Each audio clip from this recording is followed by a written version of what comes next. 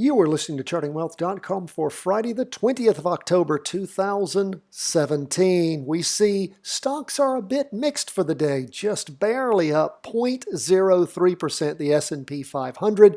We see the Qs down 0.37%. That is the NASDAQ 100. We see TLT bonds, 20-year bonds up 0.18%, gold up 0.59%. Let's jump first into the S&P 500. What do we see on the weekly chart? We see weeks and weeks of up movement, steady climbing. We see the derivative oscillator continuing to gain energy, the price percent oscillator continuing to move up. So again, continuing to climb. We've basically got three good candles connected. Tomorrow, that is Friday the 20th, will end the latest candle. Looks like it will be another strong up week unless there is a brutal market crash. And don't forget, October is a month where all market crashes have occurred. Don't expect it, but just that's the facts. So keep that in mind always when you enter into the fall-winter trading zone in the month of October.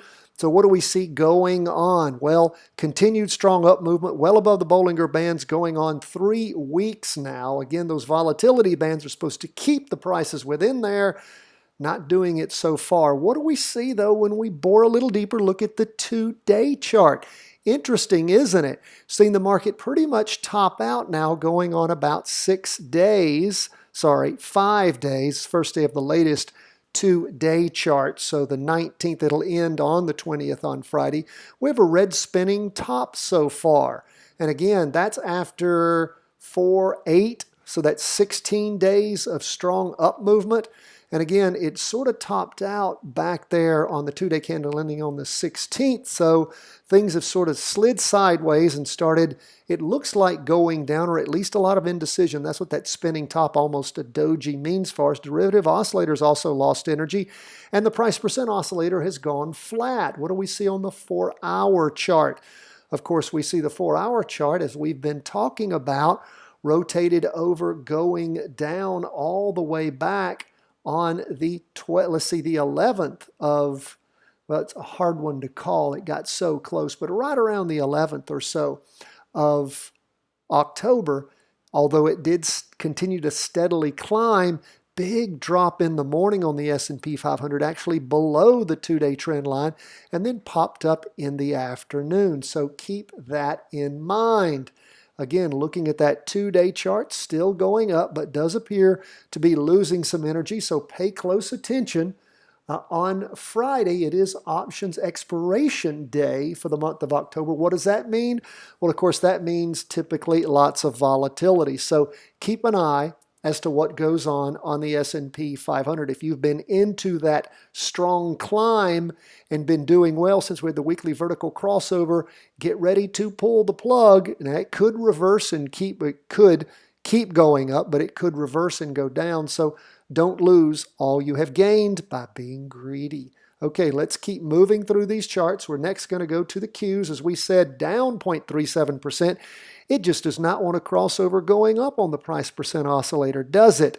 Now, the derivative oscillator has crossed over, and we see that there's continued up movement, but we still haven't called it. We'll see what happens. If it's a big up day on Friday, then you can expect us to have a weekly vertical crossover. And all of you who've subscribed to our texting service in the States, it only works in the States, you will get that notice. Otherwise, listen to the comprehensive review and forecast that we record every Friday afternoon. Listen to it over the weekend, and you'll know whether to be ready to jump into a potential up trade around 10:30 in the morning on Monday, if indeed there is a weekly vertical crossover on the Qs. As we bore a little deeper in the Qs, though, you're going to see some interesting things occur that might change your mind a little bit. Let's see. We see that we have the 2-day chart is continuing to move up.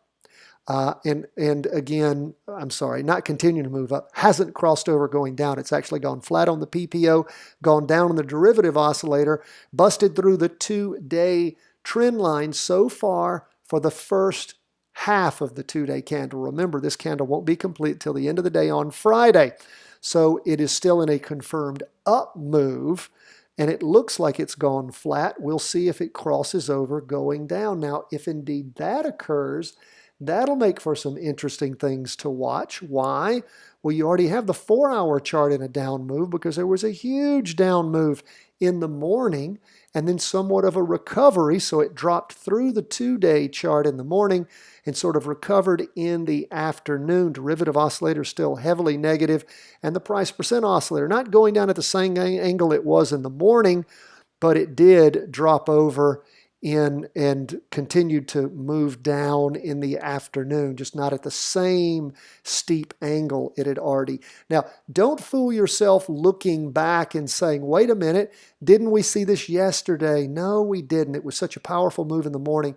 It actually pulled over the blue signal line, well, I'm sorry, the blue price percent oscillator through the red signal line, making it look like it occurred earlier than it did. Those of you who followed things with us a long time, you know that sometimes when the charts bound up quickly, it also makes it look like the move happened earlier. It didn't. It was just so strong that it pulled it and it actually stretched it back prior in time. But that happened in the morning.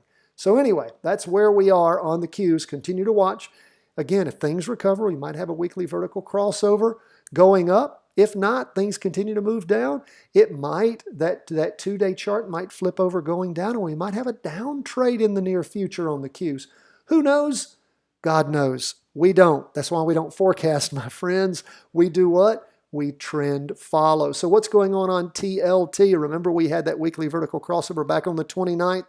The following, that's 29th of September. The following week, 6th of August, strong down moves. And since then, things have been recovering on TLT. Although the derivative oscillator on the weekly chart is still accelerating going down. And interestingly enough, even though we have a green spinning top, a green up candle, I guess, maybe with a small wick and a big on the bottom and a big wick on top, we still see the price percent oscillator actually not simply flat as it had been in the prior week ending the 13th, but actually heading back down again. So that's interesting. If we delve a little deeper into that chart, look at the 2-day, we can see that it bottomed out around the 10th and then started moving up, had a pullback on the 18th, the 2-day candle on the 18th of October. And the latest candle, the first day of the latest 2-day candle, up a bit, a green open box candle. But again, not as high, not quite as high as it had been back on the 2-day candle on the 16th. That's probably one reason we see an acceleration down in the weekly price percent oscillator. Remember how those oscillators are calculated. Don't forget we have a great training at chartingwealth.com under the training section on the price percent oscillator, the master indicator as we call it, and understanding it. We do see that the derivative oscillators flipped over positive. So we'll just continue to watch what's going on. What do we see on that 4-hour chart? Well, of course, we got out on that 4-hour chart all the way back on the 9th, as we talked about. It moved up to around the, somewhere topped off right around the afternoon of the 17th of October, bounded strong down on the 18th, and then somewhat recovered, spinning top at the end of the day, and again seems to be headed toward the red signal line going down. What happens if we have a 4-hour crossover going down? Well, don't forget, we're still in a confirmed down move on the 2-day chart and on the weekly. So if indeed that does occur, my friends, you might want to look at doing a practice down trade. If we do have a crossover going down, the derivative oscillator's already flipped over. So if the 4-hour candle ends on Monday morning, crossed over going down, you might look to jump in and ride that for a little action on a virtual trade. Keep that in mind. We'll continue to watch that if and when it develops. Remember, we don't force things. You can't force the market. The market will kill you if you try to do that. You ride the trend. Okay, what do we see going on gold?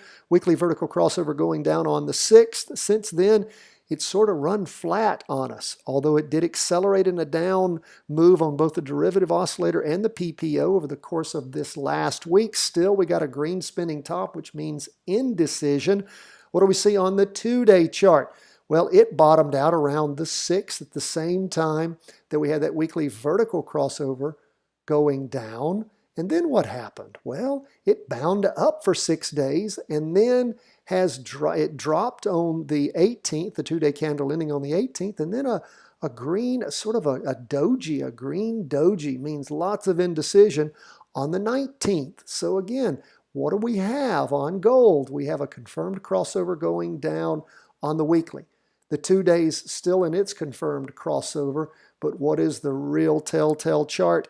That is the 4-hour. Where is it? Well, it hasn't crossed over going up yet. It did cross over going down back on the 12th.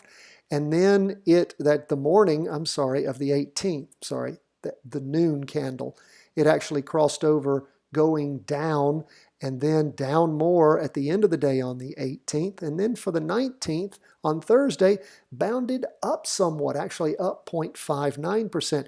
Keep an eye on this 4-hour chart.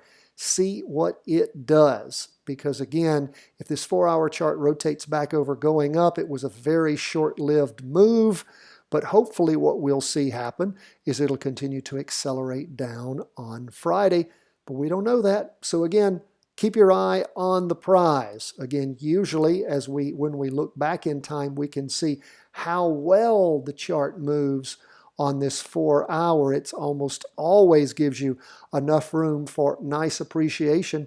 It doesn't always have to do what we want though, my friends. We can do everything right and still the market does what it wants, but we do everything we can in our favor, making sure that we're jumping on an established trend at the right time. Most of the time that does work for us. When it doesn't, we pull the plug, get out, hopefully without a loss, but if there is a loss, take a little loss, and then live to play another day and make a lot more money in another way.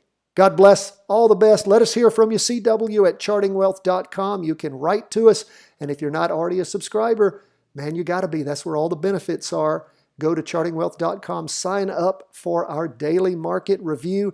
You'll get everything from the daily market worksheets to the how to read a stock chart video to the layout that we use at freestockcharts.com. And coming up on Friday afternoon, the comprehensive review and forecast for the past week and the coming week. All the best.